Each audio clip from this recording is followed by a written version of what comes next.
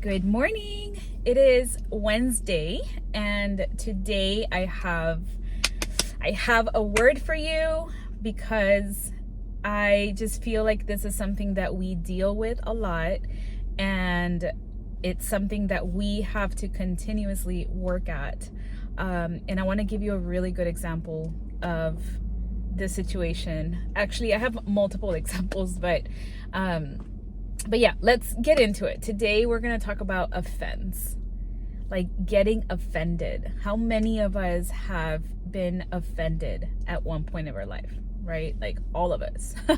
All of us have gotten offended. And I just want to make sure that we understand that this is a tactic that the enemy has to steal our joy, to make us forget the promises, to forget what our identity is, like that we belong to Christ. Like, I'm gonna give you a very like this literally just happened yesterday. Okay, I have been putting out these videos every day. Okay, and the biggest thing that I have is I feel very responsible to make sure that I don't say the wrong thing, that I don't twist the word and make it about me. Okay, that is a huge responsibility. And yesterday I had somebody make a comment about the word surrender, and she mentioned how we should be saying submitting ourselves to God, and surrendering is only when we surrender to the enemy. So when I first read the comment, I was like, like I felt a little bit like a feeling, you know what I mean? Like, okay, like if you have nothing nice to say, don't say it at all. Like that was my initial reaction, right? And then I was like, wait, like, is that true, right?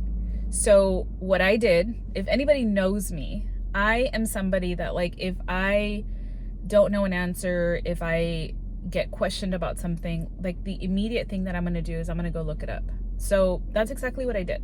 I went into Google and I looked up information about the word surrender versus the word submit, right? And how it pertains to our life as Christians and what the Bible says, right? So long story short, the word surrender does not come in the Bible. Like it's not a word that is mentioned in the Bible. The word submit is mentioned multiple times.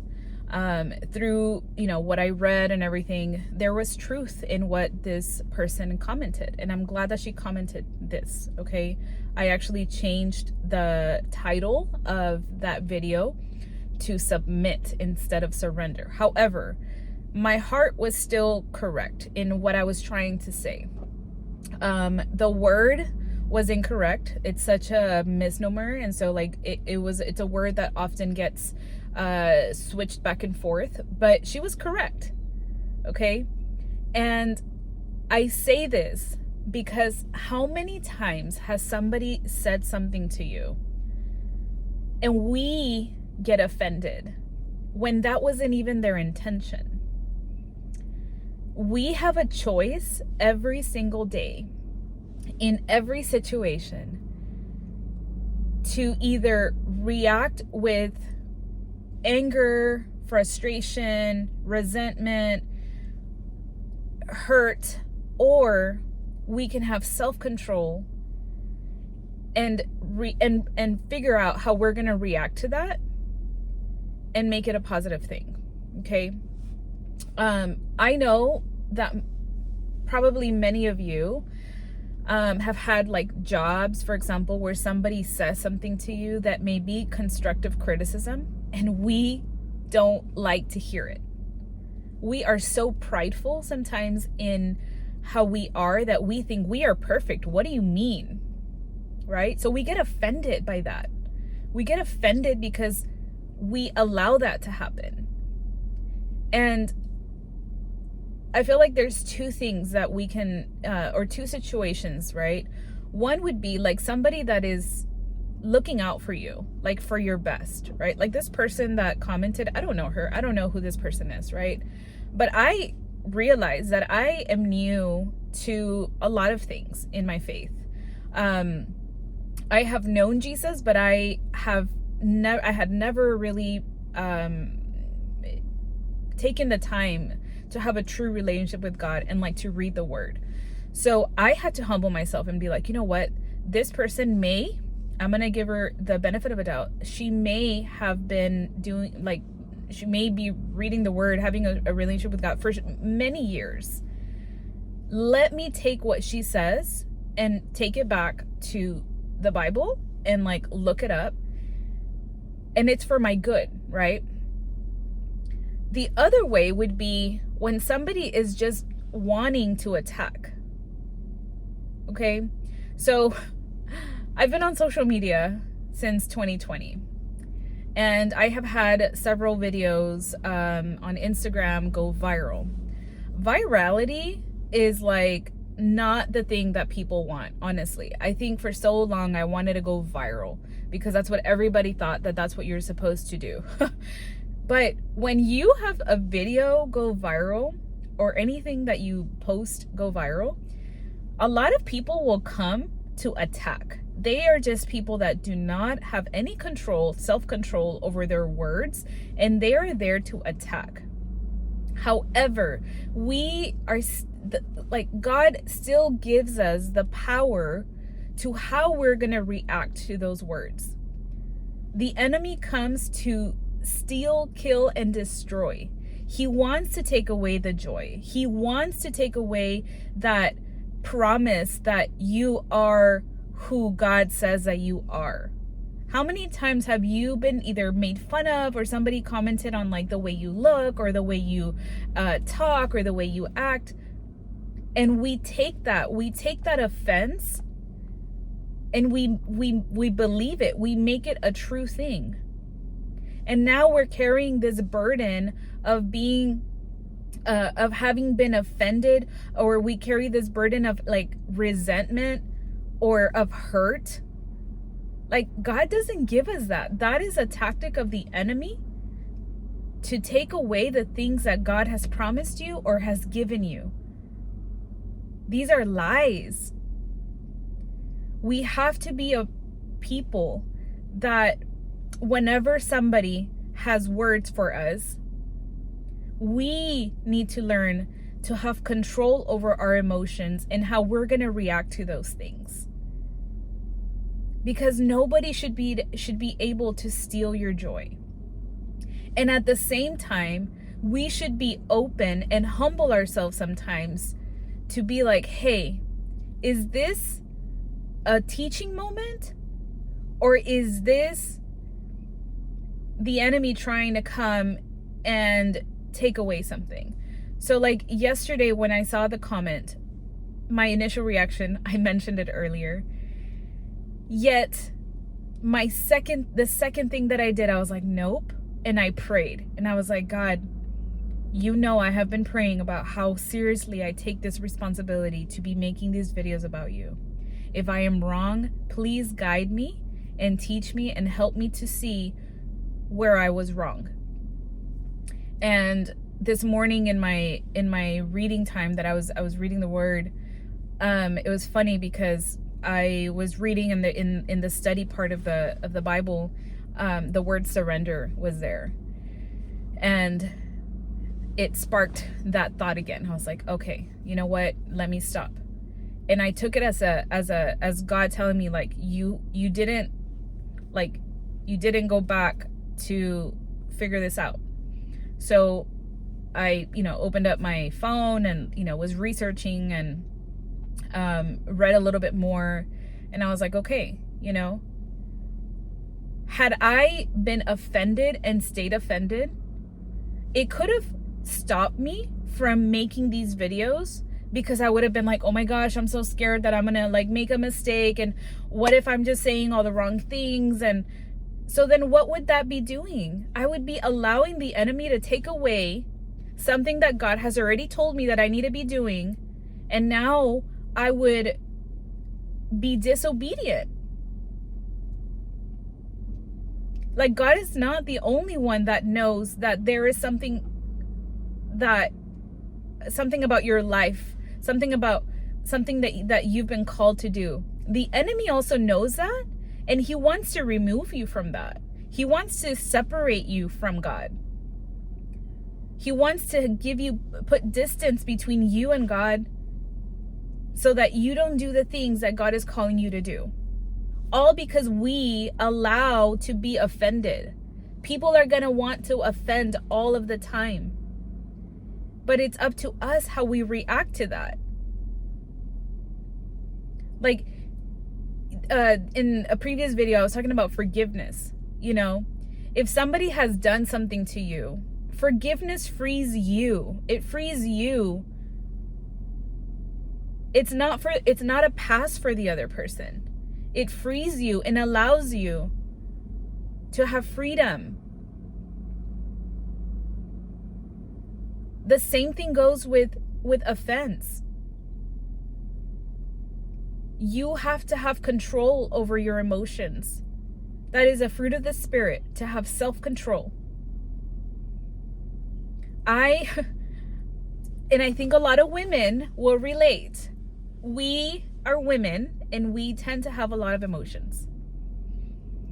And oftentimes we just allow our emotions to take over, and we get hurt very easily sometimes, or we get angered, or we start holding on to resentment.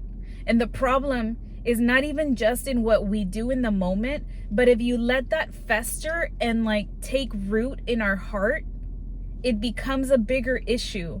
And now it becomes a burden that we carry because we've chosen to not forgive, to not let go.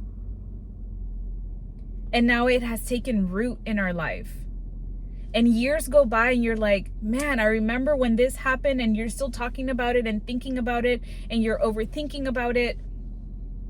And then you're wondering why you have this feeling every time you see that person or every time you hear that song.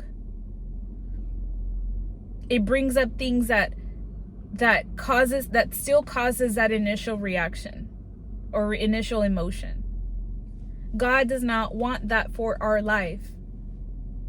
Do not let the enemy come and steal or kill and destroy what God has already said, what God has promised. We just can't let that happen, guys. We need to be open to being taught by God. He teaches us things every day. There is reason why your prayer may not be answered, why that door may not be open yet, why that opportunity isn't yours yet. Sometimes it's because God is holding you in where you're at, because there's things about you that you haven't learned to control, you haven't learned to have self-control yet in certain things, that you wouldn't be the best at whatever that thing is because you haven't learned that yet. And trust me, guys, like, it's not easy. It's not easy. I have been through it. I continue to go through it, like I just mentioned earlier. Don't give others the power. So many times, and I'm sure that you guys can think of at least one situation where you have been offended, whether as a child, as an adult, whatever. In your past, somebody has offended you, and you've carried that for years. You know what the other person is doing? Not caring about what they said. Whatever they said is out of their mind. They're not thinking about it. They're not talking about it. They're not feeling anything about it because it's already been done. The only person that held on to it, that's still thinking about it, that allowed for it to take root in their heart is you. And you are the one that's being affected. You are the one that's living in chains. You are the one that is not being freed of that. And then you start thinking, well, then maybe that's why I don't deserve this. Maybe that's why I'm not worthy of that. Maybe that's why they get this and I don't get that. Like, all of those thoughts are not from God. They are not from God. But because you've allowed those things to take root in you, now you've become distant and you become almost resentful to God because, well, why is it that you love them more than me? That's not it. The Lord loves you. The Lord cares about you. But you've allowed the enemy to take priority over your heart and your soul and your mind instead of believing the truth that God has said. Like, maybe some of my wifeys will understand, but my husband and I took this, there's a marriage ministry in our church called Re-Engage, and in part of that it talks about, you know, this situation, right? And like grace, right? How we give grace. I remember one of the things that I wrote down was about how sometimes we just misinterpret things, right? We start overthinking, and it has nothing to do with what that person intended. Men and women are made completely different. Men are super black and white, and women live in the gray. Like, we live in the gray area. That's physiologically just how God has made us, okay? And there's reason for that. But my husband will sometimes say, hey, did you take out the trash? And in my head, and it's funny to say it out loud, but like in my head, I'd be like, oh my gosh, he's like asking me why I didn't take out the trash. Like, oh, I'm sorry, I've been busy doing other things. What do you mean, did I take out the trash? That's not what he means. Like, he's just asking, did you take out the trash? If not, so I can take it out. But in my head, I'm making this narrative about how he's being feisty, or he's being sarcastic, or about how he must think that I haven't been doing anything all day. Like, that's not what he means. But I have taken offense, and I have changed what he has intended, and I have taken offense because there's something in me that maybe I haven't dealt with, that I take words like that offensively. Like, it's funny because my husband is a good man with a good heart. Yes, he is a sinner just like me. But in conversation, when we talked about this in our small group, it's like, why do we allow ourselves to have this narrative and start overthinking about all this stuff? It's because the enemy comes to try to destroy marriages, because a marriage is something that the enemy does not want, because it makes us stronger, because God has intended for marriage to be such a big deal. And so what better way for the enemy to come in than to allow things to be misconstrued between husband and wife, so that you could be separated and not do the will of God. Like, this can pertain, this example can be for anything, for anyone, whether you're married or not. Like, don't get offended. If you all need a recommendation for a book on this, I highly recommend The Bait of Satan. It is by John Bevere. Super good book. But I really needed to say this because, like I mentioned, there's two ways that you can take it. One way is to use it as a teaching moment, to use it as a way for God to teach you something, so that you can humble yourself and realize that there's something that you misunderstood, there's something that you're not getting. There is reason for why they mentioned that you needed to work on this or that at your work, when they gave you that review, when they gave you that whatever the case, right? And then there's other times when it's just somebody that is wanting to say mean things, and the enemy uses that to offend you, and now you've allowed that to take root in your heart.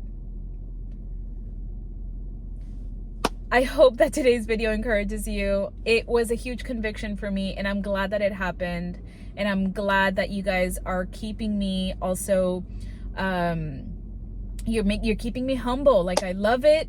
I thank the Lord for the opportunity to make these videos and to show you, like, in real life what it means to be a Christian and to follow Jesus and how to live your life in a way that honors the Lord. And I just am grateful for the opportunity to do these videos for you guys. I am learning. I am not perfect. But yeah, we'll see you guys tomorrow. Bye.